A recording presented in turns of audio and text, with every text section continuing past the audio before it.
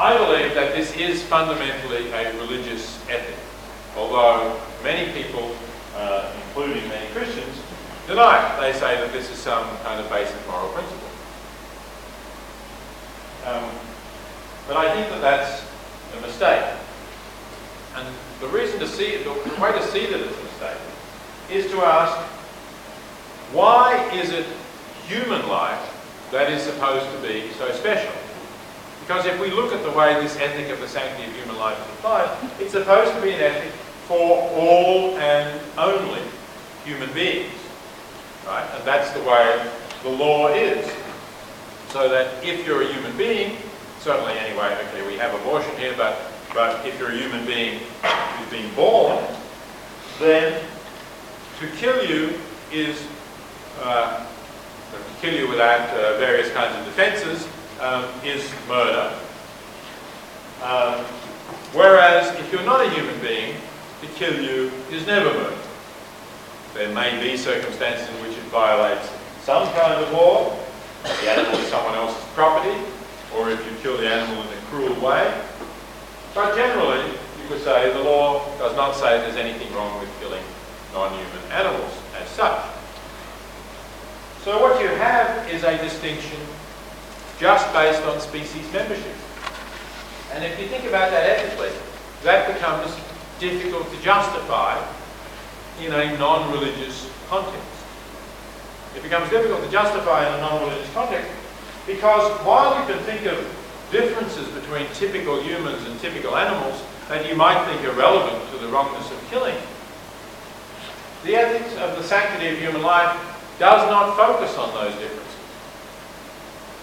Let me explain. You might think, for example, that it's much more serious to kill a being who has a certain level of rationality, who, let's say, is autonomous and capable of deciding for themselves whether to live or die, or who is self-aware, or capable of having preferences about their future, or maybe someone who is kind of a being capable of moral choices. I can think of a whole lot of different grounds on which you might say it's worse to kill some beings than others.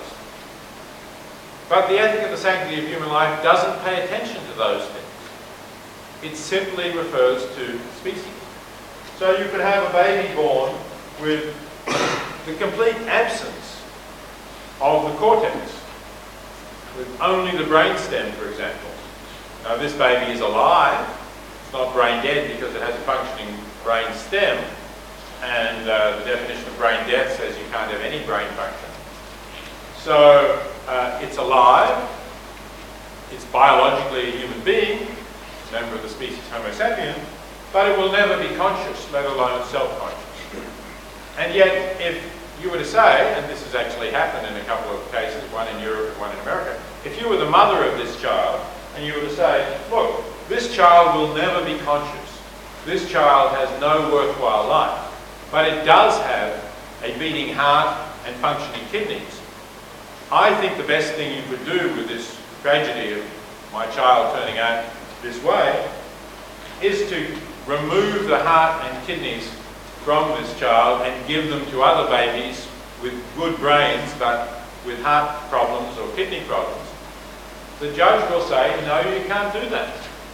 The judge will say that would be murder. And yet, if some scientist says, well, let's take a chimpanzee or some other monkey and kill them and remove the heart, you can do that. Well, maybe with a chimpanzee today, now you would have some problems, but certainly you could take a baboon, for example, and nobody would, or very few people would give you problems, the law wouldn't give you any problems. But on any kind of objective comparison that says which is the more conscious being, which is the more self-conscious, which has got a better sense of its own life, which can have desires, which can suffer, which can, maybe in some way make choices and be a moral being, the baboon comes out far ahead of the infant with only the brain stem.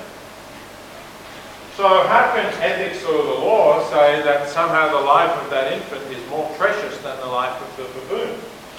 I think it only does it because it is still following this religious doctrine that says humans were made in the image of God, animals were not. And that also says humans have immortal souls and animals do not. And of course, if you believe those things, or maybe if you believe that God gave us dominion over the animals, so we can do as we like with them, but not with humans, if you believe any of those things, you could say, well, yes, humans are very precious, humans have more dignity, killing a human being is always wrong, irrespective of the quality of the human's life, whereas killing a non-human animal never amounts to anything like as much as killing a human. But if you don't believe any of those things, if you believe that we simply evolved from non-human ancestors, as indeed the chimpanzees and other primates did as well, then I don't think you could defend such a view. I think you would have to say, insofar as the killing of some beings is worse than the killing of others, it must be because of characteristics that they have, like their awareness or their rationality or their autonomy or something of that sort. So that's why I say the sanctity of human life ethic is a religious ethic, even if it's not always typically presented as such. And I think that's something that we need to challenge. We need to say, no, look, of course human life is generally good, because without life we can't have any of the good things that come with life. We can't have the happiness, the fulfillment, the meaning we give to our own lives, the pursuit of knowledge or of excellence in sport or of love or whatever else it might be. You have to be alive to have any of those things, and they can make life wonderful. But if you're a human being with no prospects for any of that, like the infant with only a brainstem, then human life isn't good at all. And if you're a human being who has been told that at most you have 3 months to live, and those months are going to be of a quality that you decide are unacceptable because of the illness that is going to cause your death, then also your life is not of value. So once we drop the idea that somehow all humans are all human life is so special and sacrosanct, then we can start to have attitudes about ending life that are based on what I think we can see are more rational criteria of what really matters, rather than just on the fact that we're human. And I also think this helps us to resolve the abortion controversy, even though it's true that the fetus does have the potential for a good life, and therefore that one isn't quite so clear cut. But I still think that the opposition to abortion comes from the idea that it's always wrong to kill an innocent human being.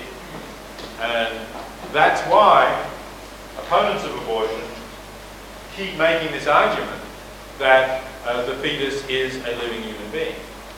And I think it's unfortunate that sometimes those who are defending abortion, or for that matter defending the right to use embryos in research, try to deny that the embryo or the fetus is a living human being. They somehow try to say, well, you're only a living human being once you're born. That's not really very plausible, because when you look at the development, there is gradual development of the individual from conception onwards, and it is alive, and it is biologically human. So I think it's much better to say, yes, the fetus is human, but it's not a conscious human being. And in fact, at the time when nearly all abortions are performed, it's not aware of anything, it can't suffer pain. So it doesn't have a right to life. It doesn't have the same right to life that human beings have when later on they become conscious and then they become self-aware and so on. That's what makes life important. And if therefore the mother of the pregnant woman decides she doesn't wish to continue the pregnancy, she's not violating the right of a being that has a right to life, even though she is ending the life of a living human being. I think that's a much more sensible way to handle the abortion controversy. So that's an area in which I think religious ethics has been a block to various kinds of reforms that could be sensible and could be desirable.